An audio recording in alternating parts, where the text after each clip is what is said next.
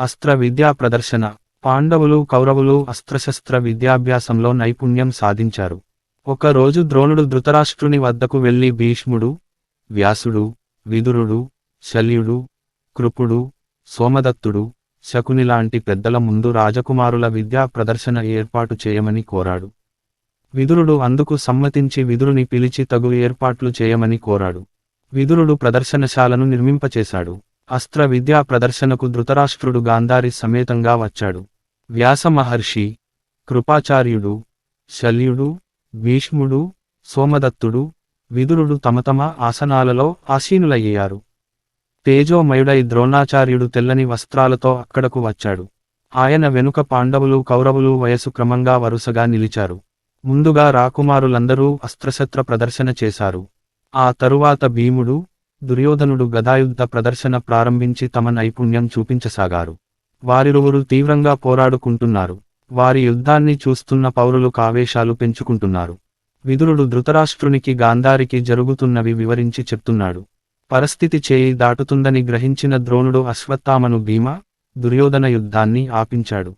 అర్జుడి విలువిద్యా ప్రదర్శన. ఆ తరువాత అర్జునిని విలువిద్యా ప్రదర్శన ఉంటుందని ప్రకటించాడు.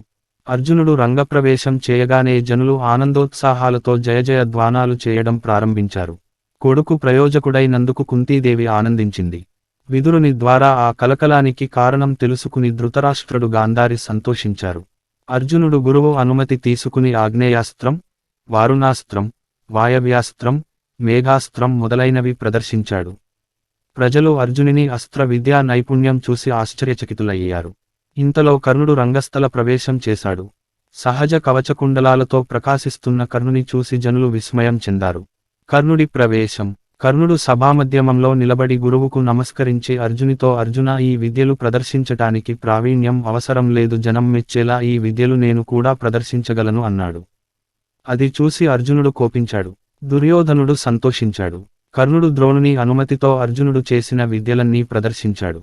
దుర్యోధనుడు ఆనందంతో కర్ణుని వద్దకు వెళ్లి తనతో చెలిమి చేయమని కోరాడు.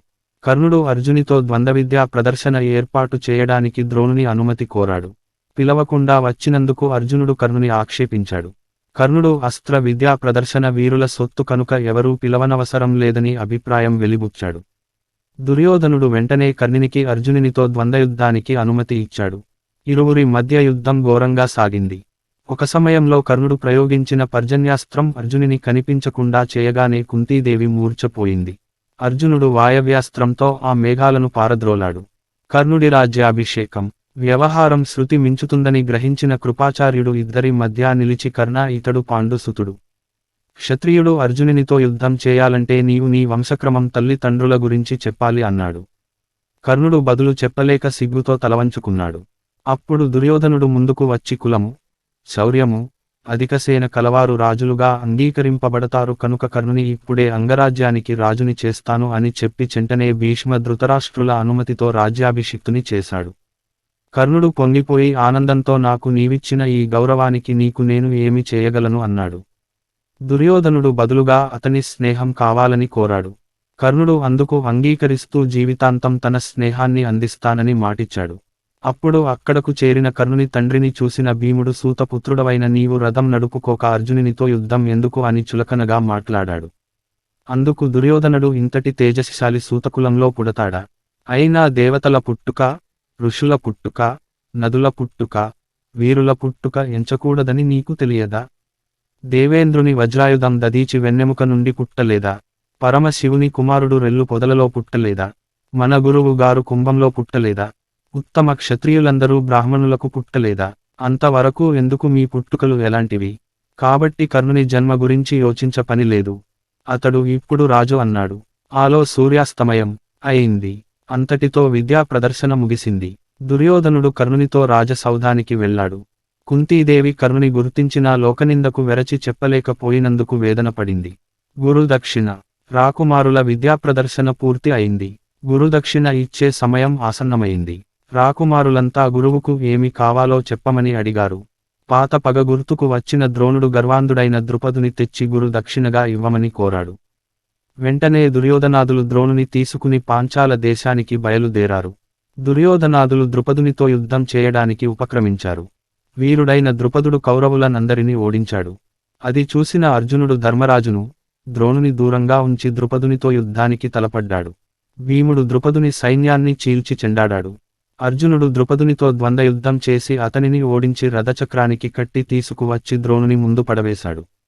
ద్రోణుడు ద్రుపదుని చూసి ద్రుపద మహారాజు ఇలా దీనంగా పడి ఉన్నారు. ఇప్పటికైనా మదం తగ్గిందా, నన్ను గుర్తుపట్టారా అని హేళన చేసి అతనిని విడిచిపెట్టాడు. ద్రుపదుడు ఆ అవమానాన్ని సహించలేకపోయాడు. తగిన ప్రతీకారం చేయాలని నిశ్చయించుకున్నాడు. ధర్మరాజ యౌవ రాజ్య పట్టాభిషేకం దుర్యోధనాదుల కుట్ర. తరువాత ధృతరాష్ట్రుడు ధర్మరాజుని యువరాజుని చేశాడు. ధర్మరాజు నలుగురు తమ్ములు 4 దిక్కులను జయించి రాజ్యాన్ని విస్తరించగా చక్రవర్తిలా ప్రకాశించసాగాడు. భీమార్జున పరాక్రమం నకుల సహదేవుల శత్రు భయంకరం ప్రజల మెప్పు పొందాయి. ద్రోణుడు అర్జునుని పరాక్రమానికి మెచ్చి బ్రహ్మశిరం అనే అస్త్రాన్ని ఇచ్చాడు. ద్రోణుడు ఆ అస్త్ర మహిమను ఇస్తూ అర్జునా, నాకు అగ్నివృసుడు ఇచ్చిన ఈ అస్త్రం అమోఘ శక్తి కలది. ఇది లోకాలను మార్చివేస్తుంది. దీనిని సామాన్య మానవుల మీద ప్రయోగించరాదు. ఇప్పుడు నీవు నాకు మరొక గురు దక్షిణ ఇవ్వాలి, ఏ కారణం చేతనైనా నీకు నువ్వుగా నాతో యుద్ధం చేయరాదు అన్నాడు. ధర్మరాజు వైభవం దుర్యోధనుడు సహింపలేకపోయాడు. ఒక రోజు తండ్రి దగ్గరకు వెళ్లి, తండ్రి, పాండవులు మహావీరులు, నీవు ధర్మరాజును రాజుని చేశావు. మంత్రులు, సామంతులు, ప్రజలు అతనిని గౌరవిస్తున్నారు. నీవు గుడ్డివాడివి. తాత భీష్ముని ప్రతిజ్ఞ వలన ధర్మరాజు మాత్రం తగిన రాజని ప్రజలు విశ్వసిస్తున్నారు. మమ్మల్ని ఎవరూ లక్ష్యపెట్టడం లేదు. నీవు మార్గాంతం ఆలోచించి వారిని కొంతకాలం ఇక్కడి నుండి పంపించినట్లయితే ప్రజలు వారిని మరచిపోతారు, కాబట్టి మాకు గౌరవం దక్కుతుంది అన్నాడు. ధృతరాష్ట్రుడు బదులుగా, నాయనా దుర్యోధనా, నాకు అన్నీ తెలుసు. నేను అంధుడను కనుక రాజ్య కార్యాలను స్వయంగా నిర్వహించలేను. పాండురాజు నాచే యజ్ఞ యాగాలు చేయించాడు. రాజులను జయించి రాజ్యాన్ని విస్తరించాడు. నన్ను భక్తితో సేవించాడు. కనుక నీకంటే పెద్దవాడైన ధర్మరాజుని యువరాజుని చేశాను, ఇప్పుడు తొలగించలేను అన్నాడు. దుర్యోధనుడు, తండ్రి రాజ్యాధికారం వారసత్వంగా లభించేది, నీవు అంధుడవు కనుక నీ తమ్ముడు రాజ్యం చేశాడు. అతని మీద అభిమానం చూపిన ప్రజలు ధర్మరాజుని రాజుగా చూడాలని కోరుతున్నారు. ఆపై అతని కుమారుడు, ఆపై వారి వంశం రాజులవుతారు. మేము పారంపర్యముగా బానిసలుగా ఉండవలసినదేనా? ఈ రాజ్యం నీది, నీ తరువాత మాకు చెందాలి. ప్రజాభిమతం మార్చడానికి కొంతకాలం పాండవులను వారణావతం పంపుతాము. ప్రజలు కొంత మరచిన తరువాత వారు తిరిగి వస్తారు అన్నాడు. ధృతరాష్ట్రుడు, నాయనా, నా అభిప్రాయం కూడా అదే, కాని ఇందుకు విదురుడు, భీష్ముడు అంగీకరించరు అన్నాడు. దుర్యోధనుడు, మీరు చక్రవర్తి కాబట్టి అందరూ మీ ఆజ్ఞను పాటిస్తారు. భీష్ముడు సమభావం కలవాడు కనుక ఏమీ అనడు. అశ్వత్థామ నాతో ఉంటాడు కనుక అతని మీద ప్రేమతో ద్రోణుడు నన్ను విడువడు. బావ మీద ప్రేమతో మనల్ని కృపుడు విడివడు. విదురుడు పాండవ పక్షపాతి అయినా ఒక్కడే ఏమి చేయడు. కనుక మీరు ఇందుకు సమ్మతించి తీరాలి అని బలవంతం చేశాడు. గత్యంతరం లేక ధృతరాష్ట్రుడు అందుకు అంగీకరించాడు. పాండుసుతులు వారణావతానికి వెళ్ళుట లక్కాగృహ దహనం. తండ్రి అనుమతి తీసుకుని దుర్యోధనుడు తన కపటోపాయం అమలులో పెట్టాడు. ముందుగా కొందరు మంత్రులను పంపి పాండవులకు వారణావతం గురించి ఆసక్తి కలిగేలా చెప్పించాడు. గొప్పగా వర్ణించిన వారణావతం చూడాలన్న కుతూహలం పాండవులలో కలిగింది. ఒకరోజు ధృతరాష్ట్రుడు పాండవులను పిలిచి, నాయనా ధర్మరాజా, నీ తండ్రి పాండురాజు గొప్ప కీర్తి గడించాడు. కాలవశాత్తు ఆయన ఇప్పుడు లేనప్పటికీ నీవు మీ తమ్ములు తండ్రికి తగిన తనయులు. ఇంతకాలం రాజ్యభారాన్ని మోసి అలసిపోయారు కనుక వారణావతంలో మీ తల్లితో కొంతకాలం విశ్రాంతి తీసుకుని రండి. గంగా తీరాన ఉన్న ఆ నగరం అత్యంత సుఖప్రదమైన నగరం అని విన్నాను. నా మాట కాదనరు కనుక నేనిది చెప్తున్నాను అన్నాడు. పెద్ద తండ్రి ప్రేమతో చెప్పిన మాటను తిరస్కరించలేక ధర్మరాజు భీష్మ, ద్రోణ, కృపాచారుల ఆశీర్వాదం తీసుకుని తల్లిని, తమ్ములను వెంట పెట్టుకుని వారణావతం బయలుదేరాడు. ఇది చూసిన దుర్యోధనుడు ఆనందపడ్డాడు. పురోచనుడు అనే గృహ నిర్మాణ నిపుణుని పిలిచి వారణావతంలో పాండవుల కొరకు లక్క, మట్టి, నెయ్యి మిశ్రమంతో చేసిన గృహాలను నిర్మించి వాటిలో పాండవులు ఏమరుపాటుగా ఉన్న సమయం చూసి ఆ గృహాలను తగులపెట్టు. వారి మరణ వార్త తీసుకువస్తే నీవు జీవితాంతం భోగాలను అనుభవించవచ్చు అని అతనిని ప్రలోభపెట్టాడు. పురోచనుడు అందుకు అంగీకరించాడు. పాండవులు శతశృంగం నుండి వచ్చే సమయానికి వారి వయసు వరుసగా 16, 15, 14, 13, 13 సంవత్సరములు అని ఇక్కడ ప్రస్తావించబడింది. ఆ తరువాత వారు 13 సంవత్సరములు ఉన్నారు. వారణావతానికి వెళ్లే సమయంలో వారి వయసు వరుసగా 29, 28, 26, 25, 25 సంవత్సరాలు. తల్లితో సహా వారణావతానికి బయలుదేరుతున్న పాండవులను చూసి పౌరులు పాండవుల అడ్డు తొలగించుకోవాలని వారిని వారణావతానికి పంపుతున్నారని గ్రహించారు. భీష్ముడు మొదలైన వారు అడ్డు చెప్పనందుకు కలత చెందారు. పాండవులు లేని రాజ్యంలో ఉండలేమని భావించి వారి వెంట నడవసాగారు. వారితో ధర్మరాజు పెదనాన్న కోరిక మీద వెళుతున్నామని తిరిగి రాగలమని నచ్చచెప్పి వారిని మరలించాడు.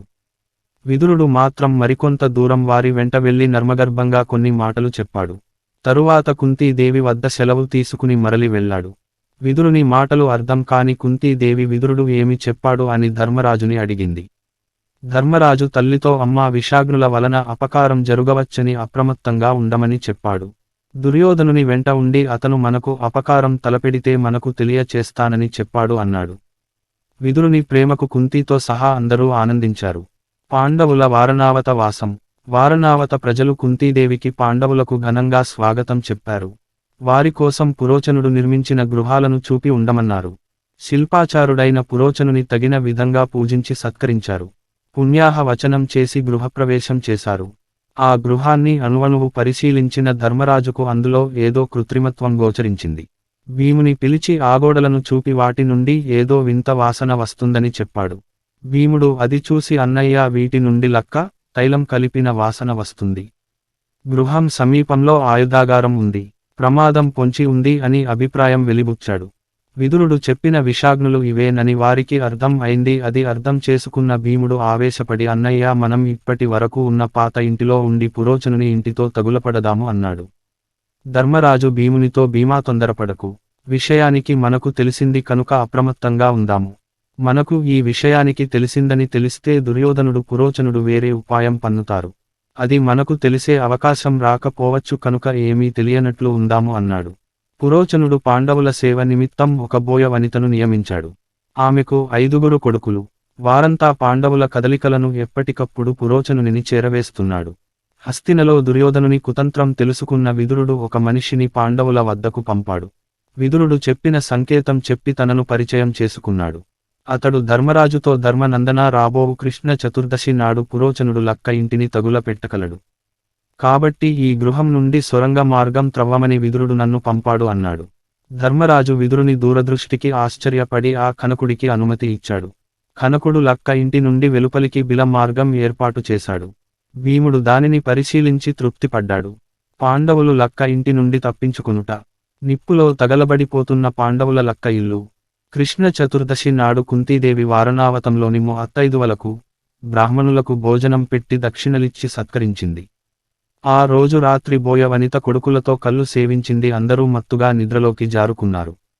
తరువాత భీముడు తల్లిని సోదరులను సొరంగ మార్గంలో పంపించి ముందుగా పురోచనుని ఇంటికి నిప్పు పెట్టి ఆ తరువాత తాము నివసించిన ఇంటికి నిప్పు పెట్టి ఆఖరుగా ఆయుధాగారానికి నిప్పు పెట్టి కనికుడికి తాము క్షేమంగా ఉన్నామని చెప్పాడు. ఆ తరువాత తాను కూడా సొరంగ మార్గం ద్వారా అన్న తమ్ములను, తల్లిని కలుసుకున్నాడు. వడిగా నడుస్తూ వెళుతున్న మిగిలిన వారు భీముని వేగాన్ని అందుకోలేకపోయారు. భీముడు తల్లిని వీపు మీద ఎక్కించుకుని ధర్మరాజుని, అర్జునిని చెరి ఒక భుజంపై ఎక్కించుకుని నకుల, సహదేవులను 2 చేతులతో ఎత్తుకుని వడివడిగా నడిచాడు. తెల్లవారగానే వారణావత ప్రజలకు లక్క ఇల్లు తగలబడిన విషయానికి తెలిసింది. ధృతరాష్ట్రుని కుయుక్తికి ప్రజలు ఎంతగానో అతనిని నిందించారు. అందరూ వచ్చి బూడిద కుప్పలలోని బోయ వనితను ఆమె కుమారుల శవాలను చూసి కుంతీదేవి పాడవులనుకుని బోరున విలపించారు. కణికుడు జనంలో చేరిపోయాడు. బూడిద కుప్పలను తొలగిస్తున్నట్లు నటిస్తూ తాను త్రవ్విన సొరంగ మార్గంలో పోసి దానిని కనపడకుండా చేశాడు. వెంటనే హస్తినాపురానికి వెళ్లి విదురునికి పాండవులు క్షేమంగా తప్పించుకున్నారని చెప్పాడు. వారణావతంలోని ప్రజలు పాండవులు మరణించారని ధృతరాష్ట్రునికి తెలియచేశారు. భీష్ముడు, కృపుడు, ద్రోణుడు ఎంతో దుఃఖించారు. వారితో చేరి విదురుడు దుఃఖిస్తున్నట్లు నటించాడు. దుర్యోధనుడు ఎంతో సంతోషించినా పురోచనుని మరణం బాధ కలిగించింది. హిడింబాసుర వధ. బిలమార్గం నుండి పాండవులు వారణావతానికి దక్షిణంగా ప్రయాణించారు. అందరూ అలసిపోగా వారిని ఒక చెట్టు క్రింద విశ్రమింపచేసి భీముడు వారికి కాపలా ఉన్నాడు. అలసి ఉండటం చేత అందరూ నిద్రలోకి జారుకున్నారు. భీముడు జరిగినది తలచుకుంటూ కూర్చున్నాడు. వారు విశ్రమించిన ప్రదేశానికి దగ్గరలో హిడింబుడు అనే రాక్షసుడు నివసిస్తున్నాడు. అతడు తమ ఆవాసానికి దగ్గరగా మానవులు వచ్చిన విషయానికి గ్రహించాడు. తన చెల్లెలు అయిన హిడింబను పిలిచి హిడింబా ఇక్కడ పరిసర ప్రాంతానికి నరులు వచ్చారు, నా నోరు చవిచెడి ఉన్నది, వారిని చంపి నాకు వండి పెట్టు అన్నాడు. అలాగేనని పాండవుల దగ్గరకు వెళ్ళిన హిడింబ అక్కడ కాపలాగా ఉన్న భీముని చూసింది. అతని మీద మనసు పడింది. అన్న మాట మరచిపోయింది. మానవ కాంతగా మారిపోయింది. తనను చూసి ఎవరని అడిగిన భీమసేనునితో మహాబాగా నేను హిడింబుని చెల్లెలైన హిడింబను. నీపై మనసు పడ్డాను. నా అన్న మహాబలవంతుడు. ఇది అతని వనము, అతి భయంకరుడైన అతనిని చూసి భయపడని వారు లేరు నీవు ఏమాత్రం. నీవు నన్ను వివాహమాడినచో అతడు నిన్ను విడువగలడు. లేకున్నా అతడు మిమ్మలిని బ్రతుకనీయడు. నా వెంట వస్తే కోరిన చోటికి తీసుకుపోతాను అన్నది. వీరు నా తల్లి అన్నతమ్ములు, వీరిని విడిచి రాలేనని భీముడు అన్నాడు. అయితే అందరం వెళదామని హిడింబ చెప్పింది. ఒక రాక్షసుడికి భయపడి నా తల్లి సోదరుల నిద్ర చెడగొట్టనా అన్నాడు. చెల్లెలు ఎంతకీ రాలేదని హిడింబాసురుడు అక్కడికి వచ్చాడు. భీముడు భీకరంగా గర్జించి నిన్ను సంహరించడం ఉచితం కనుక నిన్ను చంపి ఈ అడవిలో రాక్షస భయం లేకుండా చేస్తాను అని హిడింబునిపై లంఘించాడు. ఇద్దరికీ మధ్య ఘోర యుద్ధం జరిగింది. వారి గర్జనలకు మిగిలిన వారు నిద్రలేచి హిడింబను అడిగి విషయానికి తెలుసుకున్నారు. అర్జునుడు వారు యుద్ధం చేస్తున్న చోటికి వెళ్లి భీమసేన తూర్పు ఎర్రబారుతుంది. ఇది రాక్షసులకు అనుకూలమైన వేళ కనుక ఉపేక్షించక అతడిని చంపు అని అరిచాడు. ఆ మాట విని భీముడు విజృంభించి హిడింబుని గిరాగిరా త్రిప్పి నేలకు కొట్టాడు. హిడింబుడు నడుములు విరిగి ప్రాణాలు వదిలాడు. హిడింబ భీమసేనుల వివాహం ఘటోత్కచుని జననం. భీముని బలం హిడింబను ఆశ్చర్యపరచింది. భీముడు హిడింబను చూసి నీవు రాక్షస కాంతవు, మేము నిన్ను నమ్మము, వెనుతిరిగి వెళ్ళుము అన్నాడు. హిడింబ కుంతీదేవి వద్దకు వెళ్లి అమ్మా నేను భీమునిపై మనసు పడ్డాను. అతను నిరాకరిస్తే ప్రాణాలు వదులుతాను. నన్ను మీ కోడలుగా స్వీకరిస్తే మీకు సహాయంగా ఉంటాను. నాకు జరుగుతున్నది జరగబోయేది తెలుసు. మీరు శాలిహోత్రుని ఆశ్రమానికి వెళ్లి అక్కడి కొలనులోని నీరు త్రాగారంటే మీకు ఆకలి దప్పులు ఉండవు. అక్కడకు కృష్ణద్వైపాయనుడు వచ్చి మీకు హితోపదేశం చేస్తాడు. కోరికలు అందరికీ ఒకటే కనుక మిమ్మల్ని అర్థిస్తున్నాను అన్నది. కుంతీదేవి హిడింబ మాటలు విన్నది. ఆమెపై విశ్వాసం కలిగి భీముని చూసి భీమసేన ఈమె ఉత్తమురాలు, ఈమెను వివాహమాడితే మనకు మంచి జరుగుతుంది. నా మాట మీ అన్న ధర్మరాజు మాటగా మన్నించి ఈమెను వివాహమాడు అని చెప్పింది. తల్లి మాటను మన్నించి హిడింబను వివాహమాడి ఆమెతో చేరి శాలిహోత్రుని ఆశ్రమానికి చేరుకున్నారు. ఒక రోజు వేదవ్యాసుడు అక్కడికి వచ్చాడు. కుంతీదేవితో అమ్మా కష్టాలు కలకాలం ఉండవు. మీకు త్వరలో మంచి రోజులు వస్తాయి. రాజ్యం లభిస్తుంది. ఇక్కడ కొన్ని రోజులు ఉండి తరువాత బ్రాహ్మణ రూపాలలో ఏకచక్రపురం వెళ్ళండి. ఆ తరువాత నేను వచ్చి మీరు చేయవలసిన కర్తవ్యం చెప్తాను అన్నాడు. వ్యాసుని మాట ప్రకారం పాండవులు కొంతకాలం శాలిహోతుని శ్రమంలో గడిపారు. హిడింబ గర్భం ధరించి ఘటోత్కచుడిని కన్నది. అతను కామరూపుడు, అమిత బలవంతుడు. ఘటోత్కచుడు కుంతీదేవిని తండ్రులను చూసి అమ్మా నేను ఇక్కడ నా తల్లితో ఉంటాను. మీరు తలచిన వెంటనే మీ దగ్గరకు రాగలను అని చెప్పి అందరికీ నమస్కరించి తల్లితో తిరిగి వెళ్ళాడు.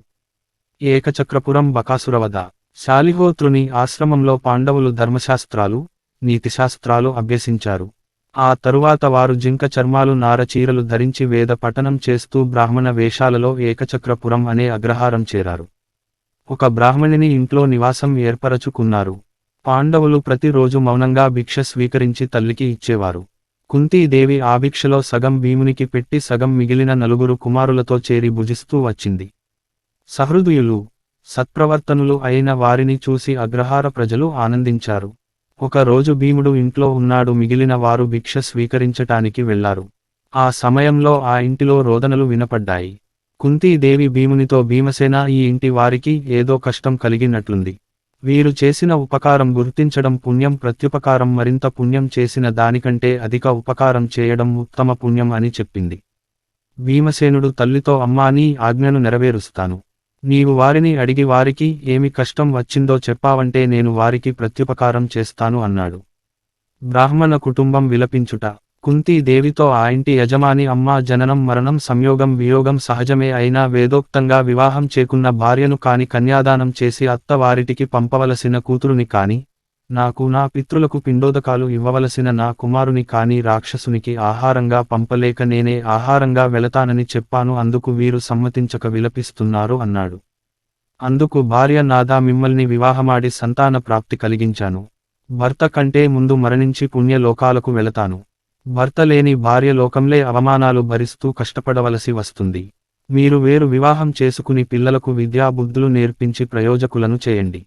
నేను ఆహారంగా వెళతాను అన్నది. అంతలో కూతురు అమ్మా నేను వివాహం చేసుకుని మీకు మనుమలను ఇచ్చే కంటే నేనే ఆహారంగా వెళతాను. మీరు జీవించి ఉంటే సంతానాన్ని పొందవచ్చు అన్నది.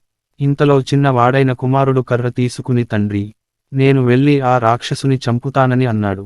కుంతీదేవి రాక్షసుడు ఎవరు? మీరు అతడికి ఆహారంగా ఎందుకు వెళ్ళాలి? నాకు వివరించండి అడిగింది. అందుకు సమాధానంగా బ్రాహ్మణుడు అమ్మా ఇక్కడకు ఆమడ దూరంలో యమునా నదీ తీరాన బకాసురుడు అనే రాక్షసుడు ఉన్నాడు. అతడు గ్రామం మీద పడి అందరినీ తినసాగాడు. అందువలన మేమంతా అతడితో రోజుకు ఒకడు వాడికి ఆహారంగా వెళ్ళాలని ఒప్పందం కుదుర్చుకున్నాము. ప్రతిరోజూ ఒక బండి ఆహారం, 2 దున్నపోతులు, ఒక మనిషి అతడికి ఆహారంగా వెళ్ళాలి. ఈ దేశాన్ని ఏలే రాజుకు కూడా వాడిని ఎదిరించే శక్తి లేక మిన్నకున్నాడు. ఈ రోజు ఈ ఇంటి నుండి అతడికి ఆహారంగా వెళ్ళాలి అన్నాడు. అందుకు కుంతీదేవి అయ్యా, చింతించవలదు, మీకు ఒక్కడే కుమారుడు. నాకు 5గురు ఉన్నారు. నా కుమారులలో ఒకడిని పంపుతాను అన్నది. ఆ బ్రాహ్మణుడు కుంతీదేవితో అమ్మ, అతిథిని పంపుట తగదు, అందునా బ్రాహ్మణ హత్య మహాపాపం అన్నాడు. కుంతీదేవి అయ్యా, ఆలోచించవద్దు, నా కుమారుడు మహాబలవంతుడు, అతడు ఇంతకు ముందు రాక్షసులను చంపాడు. అంతడు తప్పక బకుని చంపి వస్తాడు అన్నది. ఆమె భీమునితో జరిగినది అంతా చెప్పింది. అందుకు భీముడు సంతోషంగా అంగీకరించాడు. అంతలో ధర్మరాజాదులు అక్కడికి వచ్చారు. సంతోషంగా ఉన్న భీముని చూసి తల్లితో అమ్మా, భీముని సంతోషం చూస్తే అతడు ఎవరితోనో యుద్ధానికి సన్నద్ధం అవుతున్నట్లుంది. తనంత తానే వెళుతున్నాడా లేక నీవు పంపుతున్నావా అని అడిగాడు. కుంతీదేవి జరిగినది ధర్మరాజుకు చెప్పింది. ధర్మరాజు కలత చెంది అమ్మా, పరాయి వారి కోసం నీ కన్న కొడుకును బలి ఇస్తావా? నీకు మతి భ్రమించిందా? భీముడు విడువ తగిన వాడా అన్నాడు. కుంతీదేవి నాయనా ధర్మరాజా, కలత చెందవలదు. భీముని బలం నీకు తెలియదు. అతడు వజ్రకాయుడు. అతడు పుట్టిన 10వ రోజునే ఒక బండరాయి మీద పడగా అది పొడి పొడి అయింది. భీముడు రాక్షసుని చంపి ఈ ఆగ్రహారానికి రాక్షస పీడ వదిలిస్తాడు. క్షత్రియ ధర్మాలు వ్యాసుని నోట విన్నది నీకు చెబుతాను. ఉత్తమ క్షత్రియుడు ఇతరులను రక్షించడానికే పుడతాడు. మృత్యు భయంతో ఉన్న బ్రాహ్మణులను రక్షిస్తే పుణ్యలోకాలకు వెళతాడు. సాటి క్షత్రియుని రక్షిస్తే కీర్తిని పొందుతాడు. వైశ్యుని శూద్రుని రక్షిస్తే అనురాగాన్ని పొందుతాడు. ఆపదలో ఉన్నవారిని రక్షించడం క్షత్రియ ధర్మం. మనకు ఉపకారం చేసిన ఈ బ్రాహ్మణుని రక్షించడం మన ధర్మం అని చెప్పింది. బకాసుర వధ.